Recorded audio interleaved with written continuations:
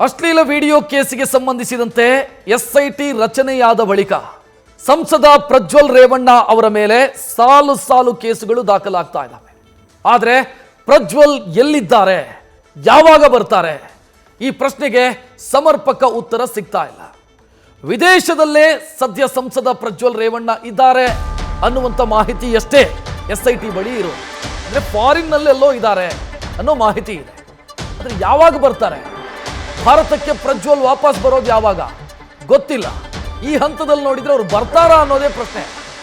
ಹಾಸನದ ಸಂಸದ ವಾಪಸ್ ಬರೋ ಬಗ್ಗೆ ಅನುಮಾನ ವ್ಯಕ್ತವಾಗ್ತಾ ಇದೆ.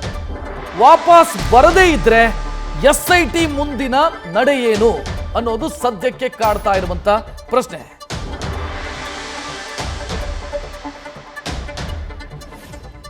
ಈ ಬಗ್ಗೆ ಹೆಚ್ಚಿನ ಡೀಟೇಲ್ ನೀಡೋದಕ್ಕೆ ನಮ್ಮ ಪ್ರತಿನಿಧಿ ಸಂದೇಶ್ ನೇರ ಸಂಪರ್ಕದಲ್ಲಿ. ಸಂದೇಶ್, ಈಗ ಎಸ್ಐಟಿ ಅಧಿಕಾರಿಗಳು ವಿದೇಶದಲ್ಲಿ ಹೋಗಿ ಕಾರ್ಯಾಚರಣೆ ಮಾಡೋದಕ್ಕಂತೂ ಸಾಧ್ಯ ಇಲ್ಲ.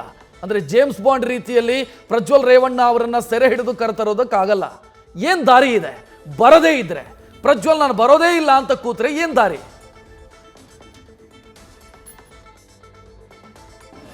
ರಕ್ಷತ್, ಇಲ್ಲಿ ಪ್ರಮುಖವಾಗಿರುವಂತದ್ದು ಈ ಒಂದು ಪ್ರಕರಣದಲ್ಲಿ ಪ್ರಜ್ವಲ್ ಅವರನ್ನ ವಾಪಸ್ ಕಳಿಸ್ಕೊಳ್ಳೋದು ಹೇಗೆ ಅಂತ. ಯಾಕಂದ್ರೆ ಅವರು ವಾಪಸ್ ಬರದೆ ಹೋದ್ರೆ ಎಸ್ಐಟಿ ಅಧಿಕಾರಿಗಳಂತೂ ವಿದೇಶಕ್ಕೆ ಹೋಗಿ ಪ್ರಜ್ವಲ್ ಅವರನ್ನ ಕರೆತರೋದಕ್ಕೆ ಆಗೋದಿಲ್ಲ. ಅದಕ್ಕೆ ಯಾವುದೇ ರೀತಿಯ ಟ್ರೀಟಿಗಳ ಒಪ್ಪಂದಗಳು ಕೂಡ ಇಲ್ಲ. ಯಾಕಂದ್ರೆ ಇಲ್ಲಿ ಇಂಟರ್ಪೋಲ್ ಅಧಿಕಾರಿಗಳ ಮುಖಾಂತರವೇ ಎಸ್ಐಟಿ ಅಧಿಕಾರಿಗಳು ಕಾರ್ಯಾಚರಣೆಯನ್ನ ಮಾಡಬೇಕಾಗುತ್ತೆ. ಯಾಕಂದ್ರೆ ಪ್ರಜ್ವಲ್ ದೇಶಕ್ಕೆ ಬರದೇ ಹೋದ್ರೆ ಅಥವಾ ವಿದೇಶದಲ್ಲೇ ಏನಾದ್ರೂ ಅಪ್ಸ್ಕ್ಯಾಂಡ್ ಆದ್ರೆ ಆಗ ಈಗ ಹೊರಡಿಸಿರುವಂತಹ ಬ್ಲೂ ಕಾರ್ನರ್ ನೋಟಿಸ್ ಏನಿದೆ, ಆ ಬ್ಲೂ ಕಾರ್ನರ್ ನೋಟಿಸ್ಗೆ ಸಂಬಂಧಪಟ್ಟಂತೆ ಬೇರೆ ದೇಶದಿಂದ ಯಾವ್ದಾದ್ರು ರಿಪ್ಲೈ ಬರುತ್ತಾ ಅಂತ ಕಾದು ನೋಡುವಂತಹ ತಂತ್ರವನ್ನ ಅನುಸರಿಸಬೇಕಾಗುತ್ತೆ.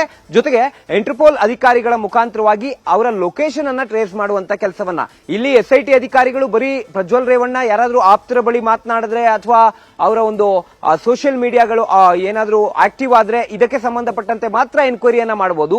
ಅದನ್ನ ಹೊರತುಪಡಿಸಿದ್ರೆ ಎಸ್ಐಟಿ ಅಧಿಕಾರಿಗಳು ಯಾವುದೇ ಕಾರಣಕ್ಕೂ ಕೂಡ ವಿದೇಶಕ್ಕೆ ಹೋಗಿ ಅವರನ್ನ ಕರ್ಕೊಂಡು ಬರೋದಕ್ಕಾಗೋದಿಲ್ಲ. ಯಾಕಂದ್ರೆ ಈಗಾಗಲೇ ಇಂಟರ್ಪೋಲ್ ಮುಖಾಂತರವಾಗಿ ಲೊಕೇಶನ್ ಅನ್ನ ಕೂಡ ಟ್ರೇಸ್ ಮಾಡಿಸುವಂತ ಕೆಲಸವನ್ನ ಮಾಡ್ತಾ ಇದ್ದಾರೆ.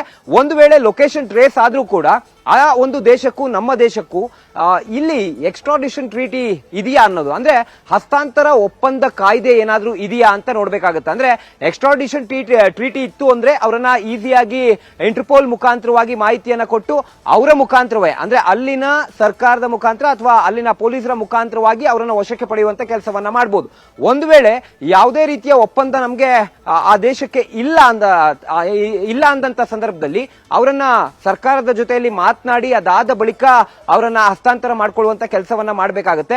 ಒಂದು ವೇಳೆ ಅವ್ರು ಸಿಗದೆ ಹೋದ್ರೆ ಯಾವುದೇ ಕಾರಣಕ್ಕೂ ಕೂಡ ಎಸ್ಐಟಿ ಅಧಿಕಾರಿಗಳು ಕೂಡ ಏನು ಮಾಡೋದಕ್ಕೆ ಬರೋದಿಲ್ಲ. ಫಾರ್ ಎಕ್ಸಾಂಪಲ್, ಈಗಾಗಲೇ ರವಿ ಪೂಜಾರಿಯನ್ನ ಕೂಡ ಹೊರದೇಶದಲ್ಲಿ ನಮ್ಮದೇ ತಂಡ ಅಂದ್ರೆ ಕರ್ನಾಟಕದ ಪೊಲೀಸರು ತೆರಳಿ ಅಂದ್ರೆ ಸಿಬಿಐ ನ ಮುಖಾಂತರವಾಗಿ ಇಂಟರ್ಪೋಲ್ ನ ಮುಖಾಂತರವಾಗಿ ಅವರನ್ನ ಅರೆಸ್ಟ್ ಮಾಡಿದ್ರು. ಆದ್ರೆ ಇಲ್ಲಿಯವರೆಗೂ ಕೂಡ ವಿಜಯ್ ಮಲ್ಯ ಆಗಿರ್ಬೋದು ಅಥವಾ ಲಲಿತ್ ಮೋದಿ ಆಗಿರ್ಬೋದು ಇವ್ರು ಯಾರನ್ನು ಕೂಡ ಕರೆತರೋದಕ್ಕೆ ಆಗಿಲ್ಲ.